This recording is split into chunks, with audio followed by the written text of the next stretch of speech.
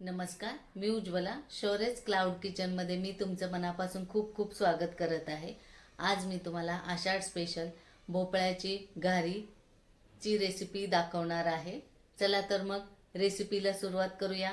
बघा, इथं मी अर्धा किलो भोपळा घेतलेला आहे. स्वच्छ धुवून असे कट करून घेतलेले आहेत. ह्याच्या बिया आणि हे वरचं हे काढलेलं आहे आणि हे कुकरच्या भांड्यात घेतलेलं आहे. हे बघा, थोडंसंच पाणी घातलेलं आहे ह्याच्यात. आता ह्या कुकरला 3 शिट्ट्या काढून घेऊया, म्हणजे भोपळा चांगला शिजेल. हे बघा, भोपळा छान असा शिजलेला आहे. आता आपण हे खालचं साल काढून घेऊया. हे बघा, भोपळा शिजला की साल अलगद निघतंय असं. हे बघा, असं बघा, साल सगळ्याचे काढून झालेले आहेत. आता आपण स्मॅशरने स्मॅश करून घेऊया. बघा, इथं मी बारीक गॅसवर एक पातेलं ठेवलेलं आहे.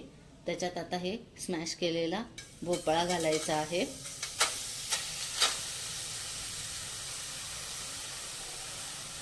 जितका भोपळा आहे त्याच्या अर्धा गूळ घालायचा आहे आणि हलवून घ्यायचा आहे. हे बघा, गूळ विरघळलेला आहे. आता ह्याच्यात चिमूटभर मीठ घालायचं आहे. हे वेलची पावडर आहे आणि हे जायफळ किसलेलं आहे. हे घालून हलवून घ्यायचं आहे. बघा, भोपळा आता शिजून रेडी झालेला आहे. बघा, आता आपण पीठ मळायला घेऊया. हे 1/4 कप बेसन आहे. हे अर्धा कप तांदळाचं पीठ आहे. आता ह्याच्यात हे जे शिजवलेलं आहे हे भोपळा हा घालायचा आहे. ते आता चांगलं मिक्स करून घेऊया आणि लागेल तसं गव्हाचं पीठ घालून घट्टसर पीठ मळून घ्यायचं आहे. हे बघा, असं घट्टसर पीठ मळायचं आहे. आता थोडंसं तेल लावून परत एकदा किंचितसं मळून घ्यायचं आहे. तेल लावून परत एकदा मळलेलं आहे. आता 10 मिनटं झाकून ठेवूया. बघा, 10 मिनटं झालेली आहेत. पीठ चांगलं मुरलेलं आहे. आता आपण गोळे करायला घेऊया. असा मोठा गोळा मी घेतलेला आहे. तो आता लाटून घेऊया थोडासा. आता ह्याच्यावर थोडीशी खसखस लावूया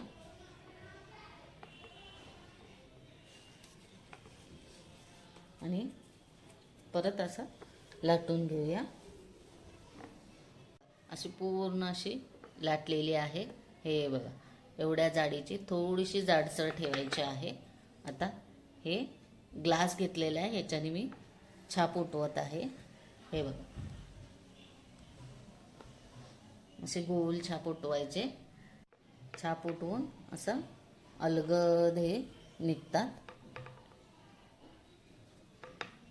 हे बघा, अशा छान अशा पुऱ्या ह्या झालेल्या आहेत.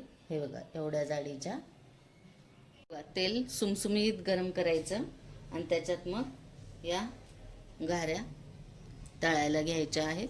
हळूहळू तळायच्या आहेत मीडियम गॅसवर. हे बघा, तळून लगेचच वर येते.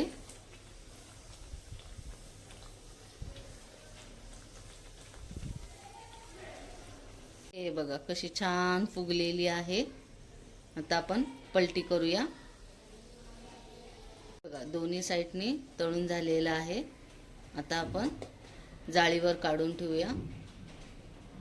आता दुसरी पण तुम्हाला तळून दाखवत आहे.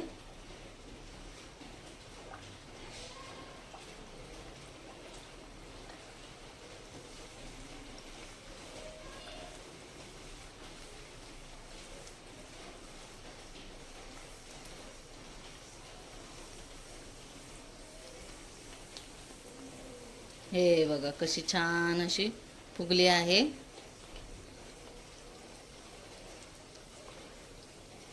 हे बघा, चारी साईडनी चांगली फुगली गेलेली आहे. आता आपण पलटी करूया. हे बघा, ही पण दोन्ही साईडनी चांगली तळली आहे. आता ही काढून ठेवूया. अजून एक दाखवते.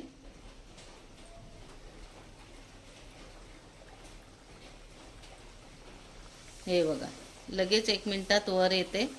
आणि मग असं थोडंसं या झाऱ्याने थोडंसं हलकंसं प्रेस करायचं. हे बघा कशी टम्म फुगते.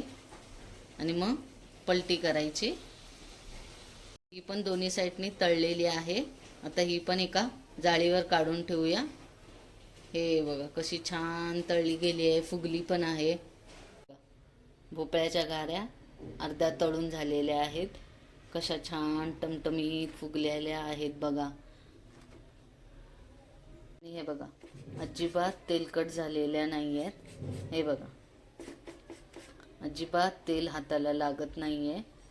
तर अशा या भोपळ्याच्या घाऱ्या रेडी झालेल्या आहेत.